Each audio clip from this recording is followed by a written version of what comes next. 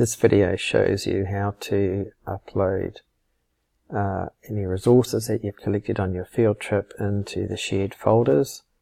Usually at this stage it would be video or some images that you've captured, and the intent is that you're going to put them into the folder or folders that relate to what it shows. So for example, for a video it might be that you have a range of folders that one video will go into.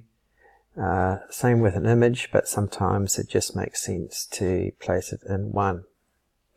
Let's have a look at a couple of examples. You can see that we are looking at last semester's data, so looking at different villages from the ones that you looked at, and I have a couple of examples in the downloads folder here.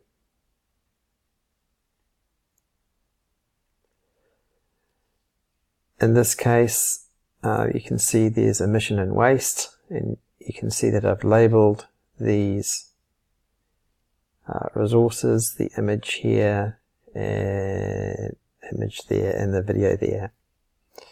It's just a matter of finding the appropriate folder or folders and putting them in so that everyone can have a look at them. Emission and waste is about ecological sustainability, so we're going to open that up. And there it is. The village is Beidou. And we go into video. Here's a whole lot of videos that people have taken from this particular village that relate to emission and waste. Just go back into my downloads folder, drag the file across and drop it into there. It will load, and that's done.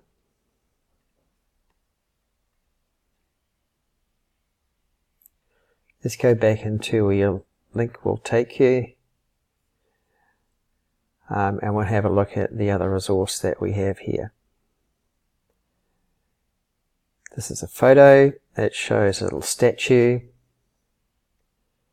I've decided it's going to be something to do with cultural sustainability, belief and meaning. In this case, looks like the right one. Open that up. Here's my village. This is a photo.